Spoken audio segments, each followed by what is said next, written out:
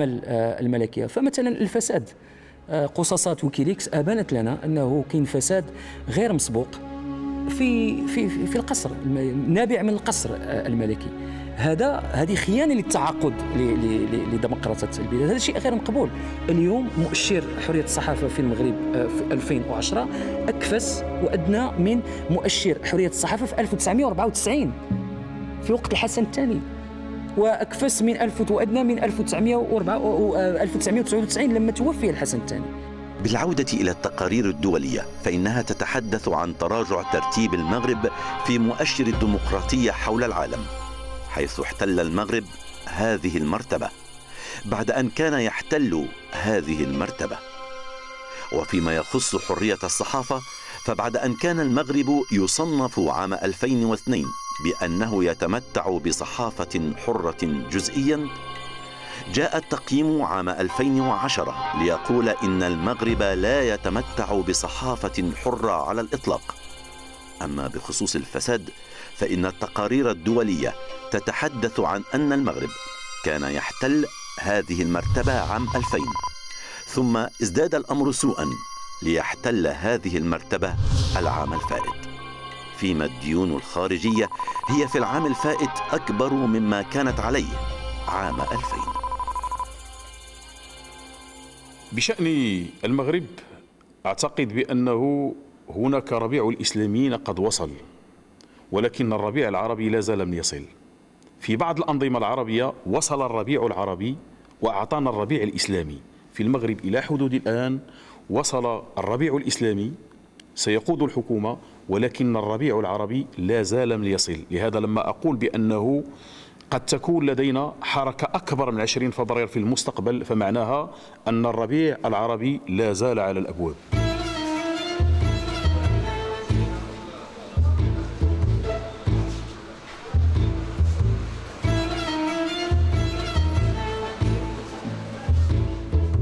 نعم، هناك من يعتقد أن الذي انتصر هو السلطة وليس الإسلاميين، لأن الناس سوف تنتظر ماذا سيفعل الإسلاميون. لقد منحهم ذلك أملا، وبالنسبة للحاكم مزيدا من الوقت.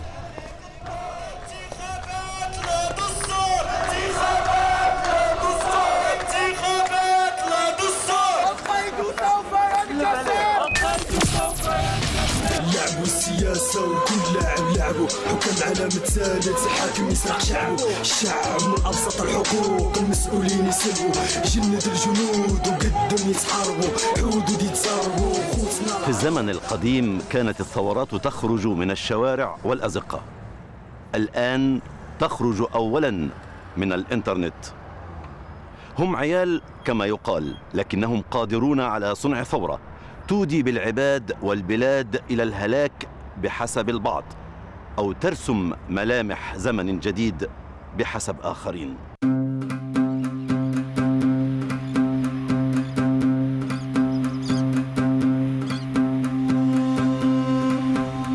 طنجة واحدة من أكبر المدن المغربية، ورمز للتعايش بين الثقافات وفضاء للفنانين والمثقفين الغربيين.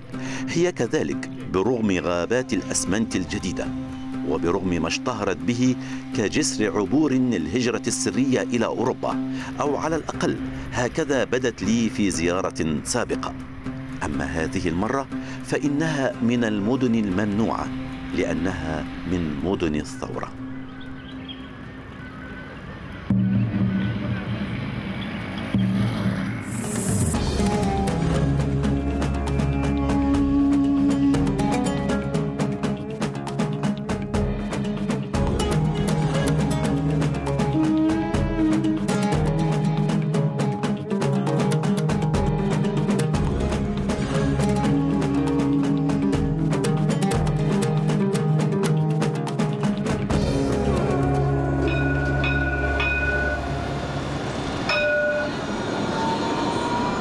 فيما رأيت الأمور تسير على ما يرام في الرباط والدار البيضاء، كنت أسمع عن مظاهرات صاخبة في مدن الشمال.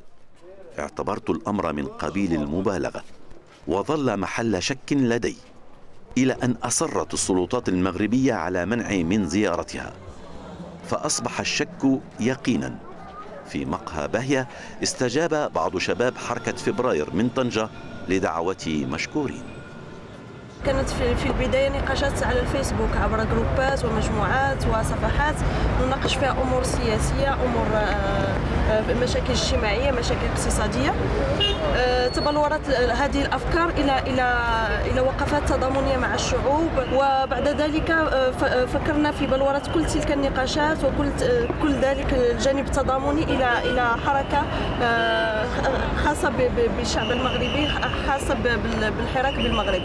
أنا مغربية بعد ما خرج لها 20 فبراير، بقيت بغيت المغرب ديال كلشي بلا حضر وبلا تمييز.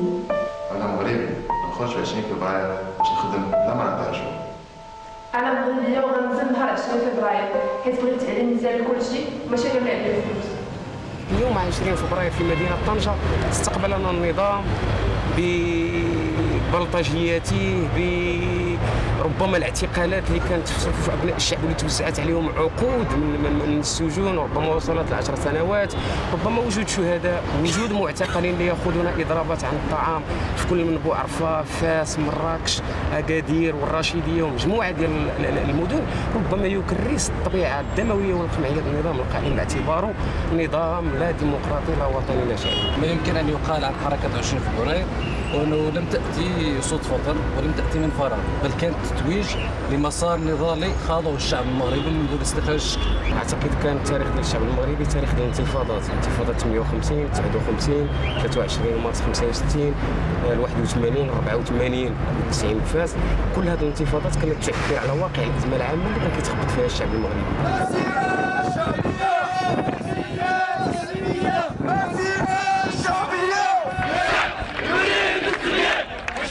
وأنا أعتقد بأن موقع طنجة كانت له اليد الطولة في التسريع بالخطاب الملكي يوم 9 مارس، لأنه بالضبط يوم 6 مارس شهدت مدينة طنجة ملحمة نضالية متميزة لا زالت وليدة وتحاول أن تجد لنفسها موطئ قدم. قلت بأن هذا الخطاب الملكي ربما هو يعني في حد ذاته كان خطأ، انه ان يجيب الملك على مطالب حركه شبابيه دون ان يذكر، دون ان يعترف حتى بهذا الحراك الشعبي. اراد ان يقدم نفسه كانه بمحض ارادته، بما انه ملك تقدمي يريد ان يحرر المشهد السياسي الى غير ذلك.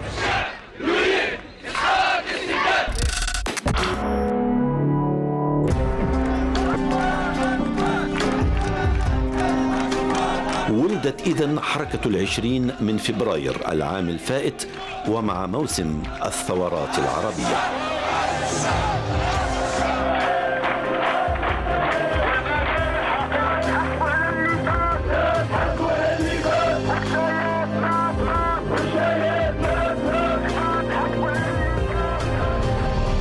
المطالب يعني ديال حركة 20 فبراير تتركز أساساً على المستوى السياسي في وضع دستور جديد للبلاد، دستور ديمقراطي يعكس الإرادة الحقيقية للشعب كما قلت، كذلك المطالب الأخرى ديال الاجتماعية، كذلك ملف ديال المعتقلين السياسيين، وكذلك الملف ديال ناهبي المال العام بالمغرب.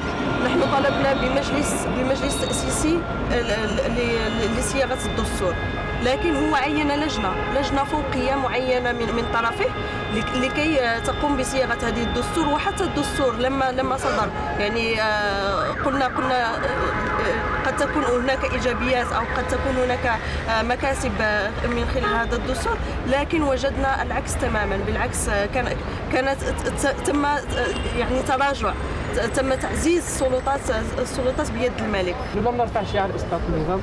الشعار المركزي كان هو إسقاط الفساد والاستبداد، على اعتبار بأن النظام الحاكم هو نظام مستبد، كان يحكمنا بدستور أشباه يعني دستور إله.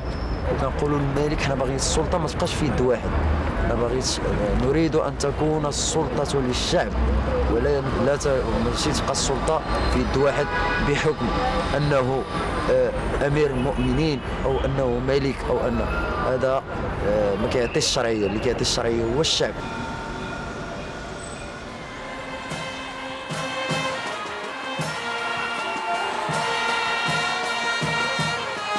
عام 99 يعتلي محمد السادس العرش، وسرعان ما يوصف بأنه ملك الفقراء لما يبديه من اهتمام بهم.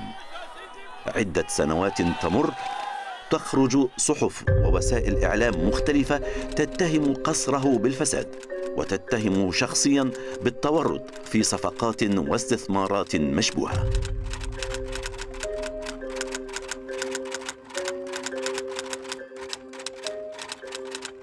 المغرب يجب أن يتغير. ما معنى التغيير في المغرب؟ هو الانتقال من